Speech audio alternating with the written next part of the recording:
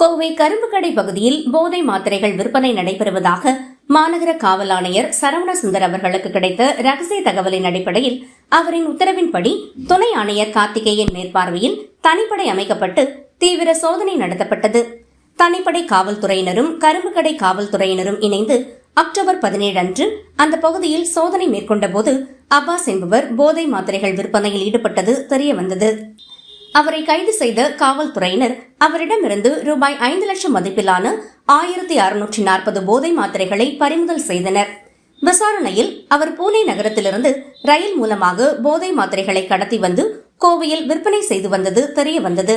மேலும் அவர் மீது ஏற்கனவே போதைப்பொருள் விற்பனை தொடர்பான வழக்குகள் நிலுவையில் உள்ளன என்று தெரியவந்தது. அப்பாஸை கைது செய்த கரும்புக்கடை காவல்துறையினர் அவரை நீதிமன்றத்தில் ஆஜர்படுத்தி கோவை மத்திய சிறையில் அடைத்தனர். இதுபோன்ற போதைப் பொருட்கள் விற்பனை மற்றும் பயன்பாட்டில் ஈடுபடும் நபர்கள் மீது கடும் நடவடிக்கை எடுக்கப்படும் என மாநகர காவல் ஆணையர் சரவண சுந்தர் எச்சரிக்கை விடுத்துள்ளார்.